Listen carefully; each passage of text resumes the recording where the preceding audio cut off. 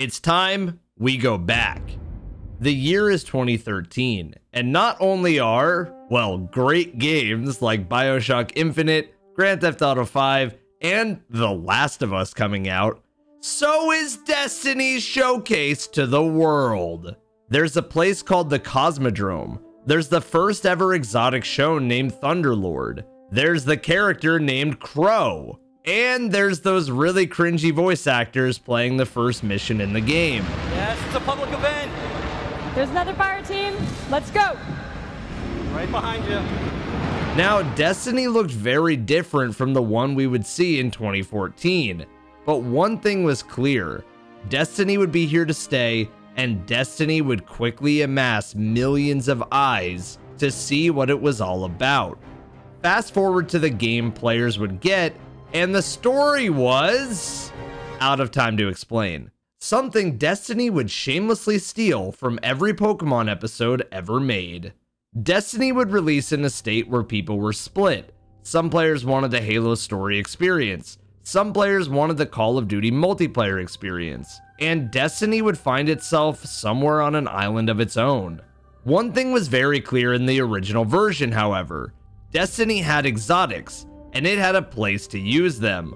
While some were obsessed with Red Death, Suros, and that small insignificant rocket launcher Gjallarhorn, others had a more refined taste for their exotics. And with not a lot known about how many were out there, players had no clue what they were getting into. Today, we're talking about an exotic that Destiny 2 is still missing, and one I don't know will ever come back, at least not in the original way it was made. Ladies and gentlemen, be sure to subscribe, as YouTube analytics show me that not a lot of you are doing that, and you can always unsub later. Plus, I really want to hit 300k this year, so one button press for the Chads and Chadettes watching. Anyways, today, we're talking about Destiny's other poster child like the Gjallarhorn, the Touch of Malice, the Outbreak Prime, and more. Today, we're talking about one of the coolest exotics ever made. Today, we talk about an exotic that was nicknamed Old Reliable.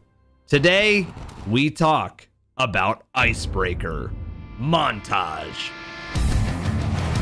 Park runner is down. Defend your runner.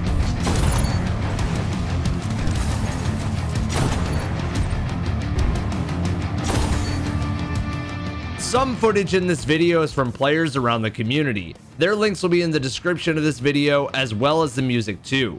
Also some footage, Evan F. live on Twitch. I stream every day, you should come watch. Ladies and gentlemen, it's fucking hot outside, and my air conditioner broke, so it was double hot when I recorded this video. But GamerSupps has always been there to help, and you can't have a video about Icebreaker without talking about GamerSupps, the best alternative to coffee that there is. There's no burnout, there's no crash from normal caffeine, no waiting on a massive line. It tastes amazing, with the best flavors being cherry limescool so that sweat doesn't kill me down here, and even the newest flavor, strawberry lemonade. There's 0 calories, there's no sugar, there's no additive bullshit so it's like fake sugar, none of that. Just straight to the point good stuff. You can try a free sample pack at checkout with code 300k if you click the link in the description for literally free samples covering tax and shipping. And if you like GamerSupps and our new CEO Jay Schlatt, you can use code Evan and you can take advantage of the Christmas in July summer sale. You buy a flavor, you get a shaker. You spend more and there's some merch on the house. It's a win-win. Use your codes, get out of this heat, and enjoy the video.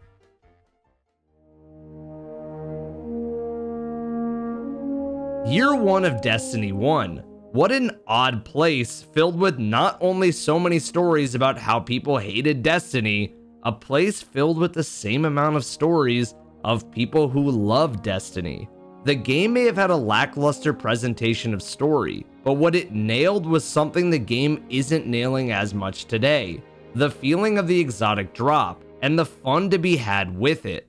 For every vanilla mission filled with Dinklebot shouting out commands, "The speaker is calling us home," there was a cave to shoot into, with plenty of loot and plenty of exotics to chase. The thing Year 1 of Destiny had going for it was the pure mystery. and the larger-than-life excitement at that mystery for Destiny players.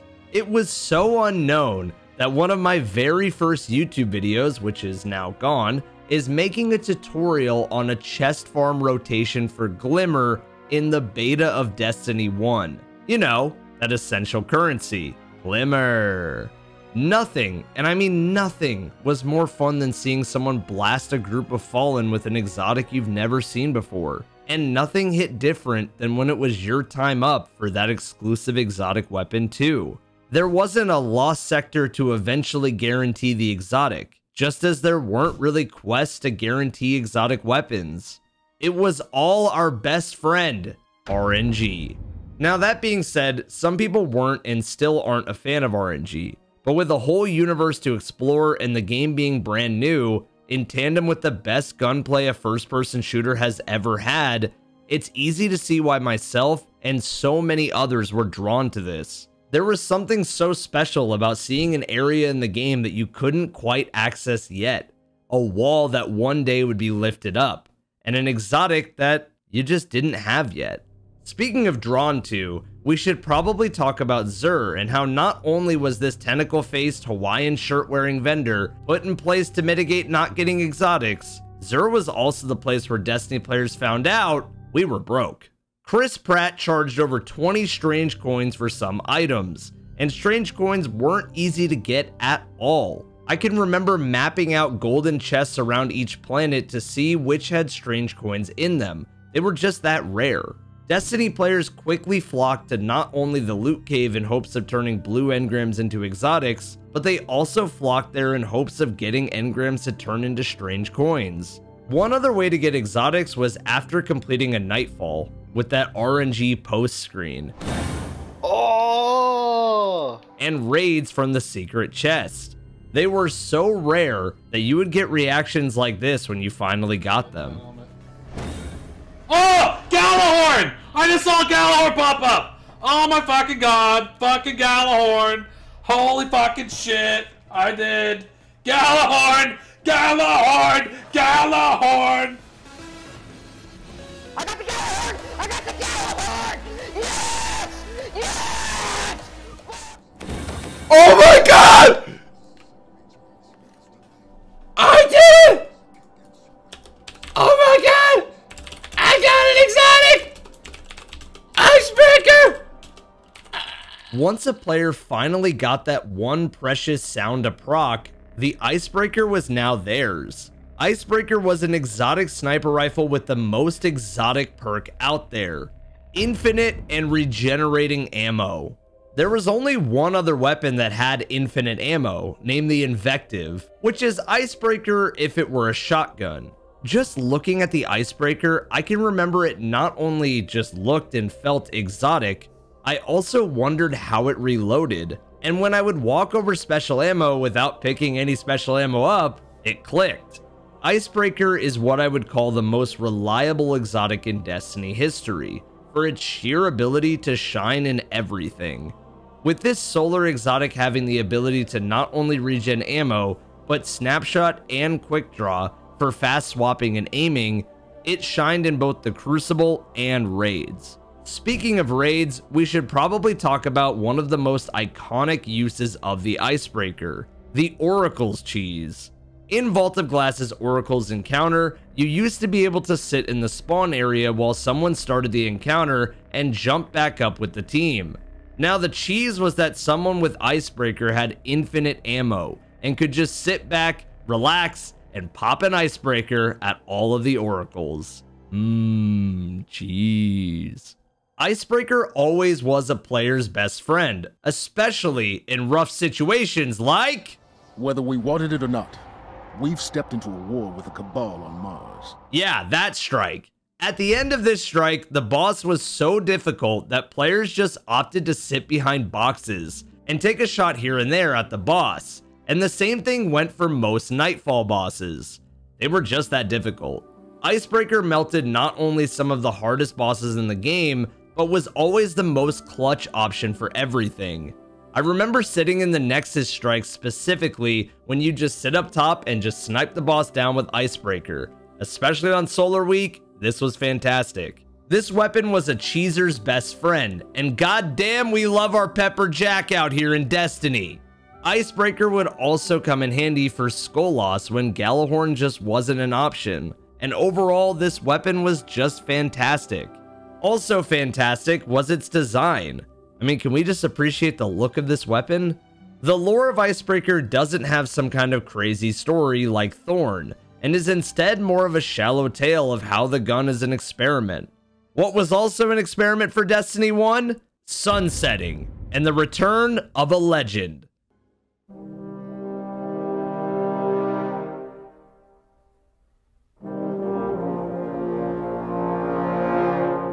Yeah, there's nothing here. We can skip forward a year.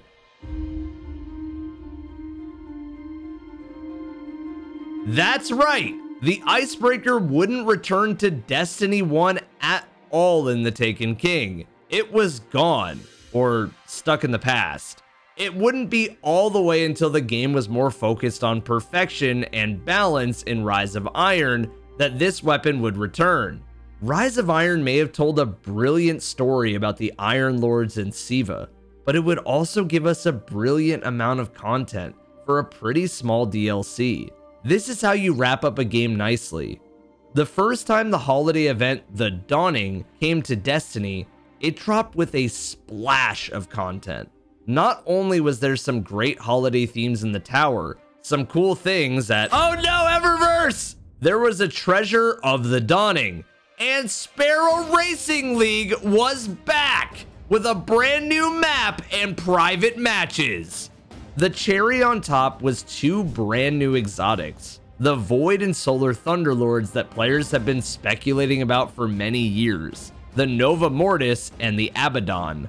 There was even the introduction of strike scoring to the game, with Nightfalls having all kinds of new fun. That last part is very important, because that was just how you were going to get Icebreaker again. In a weird move filled with RNG and maybe bringing back the nostalgia of exotic bounties, Bungie made the Sunrise bounty from Nightfalls the only way to get our beloved Icebreaker again. This bounty only required you to get gold on the strike scoring medals, which wasn't the easiest thing, and I can remember having to restart a few times to get it done. Once gold, you had a small chance at Icebreaker with no bad luck protection, but in traditional Destiny 1 fashion, that feeling when you did get the Icebreaker again was unmatched.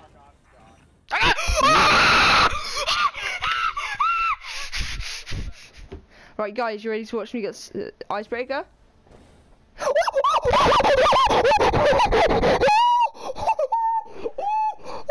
What a perfect way to wrap up Destiny. And for my ornament enjoyers, there was probably the best exotic ornament in Destiny 1 for Icebreaker. Well, second best. Icebreaker may have been old reliable in year 1, but in year 3, Bungie made changes to how people got special ammo in the Crucible, and only sidearms started with special ammo. Yes, they used to use special ammo. So, Icebreaker became the most reliable PvP option too. It made sense. You have infinite ammo when special ammo was now scarce. And on top of that, it already had Snapshot and Quick Draw, so what more could you ask for? Rise of Iron also introduced artifacts that had special abilities like super energy for standing next to a teammate, and fixing sprint lock on controllers. Yeah, that's real. Icebreaker only benefited from those too. Overall, Icebreaker had found its ultimate place in Destiny again, but how would it fit into Destiny 2?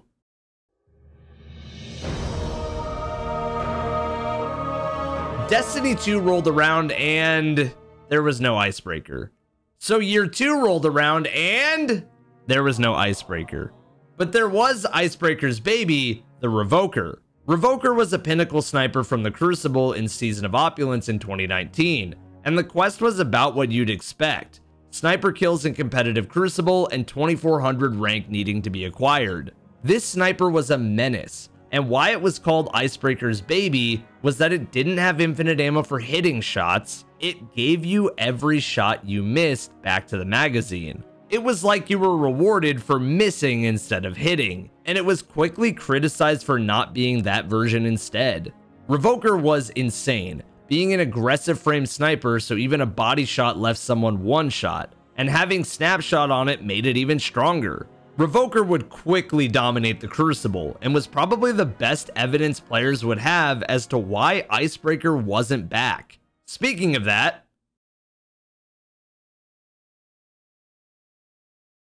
now in Destiny 2 Beyond Light, a lot of people asked why Icebreaker didn't return. I mean, it makes sense, right? It's named Icebreaker. We're going to an ice moon, and the supers we have are now all ice.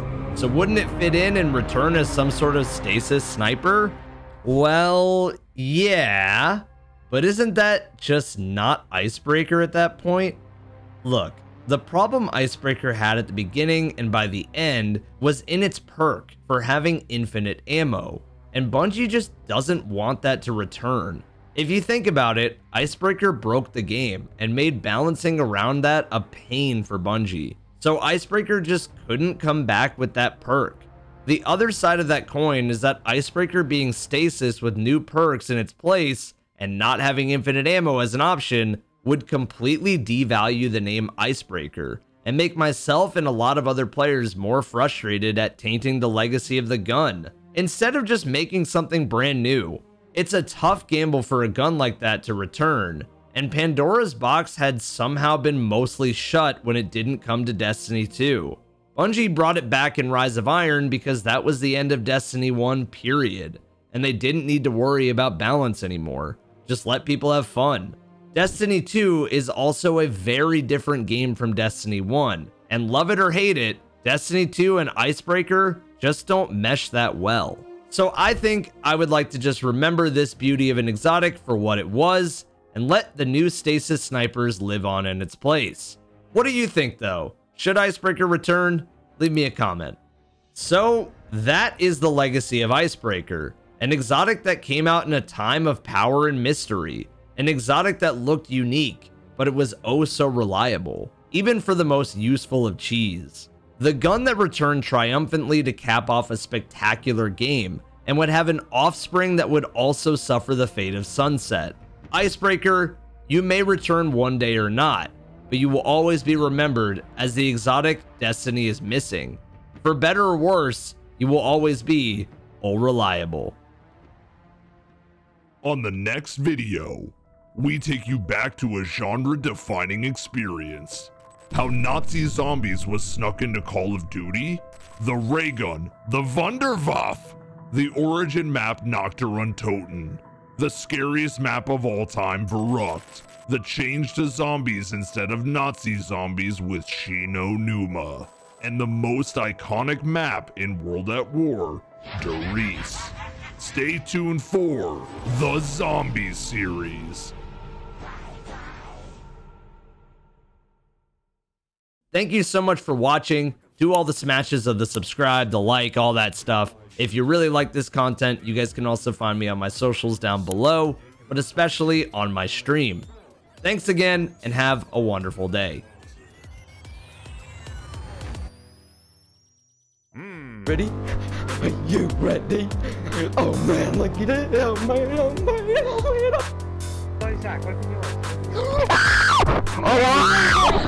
Did you get it? Did you get it? Ja, Icebreaker.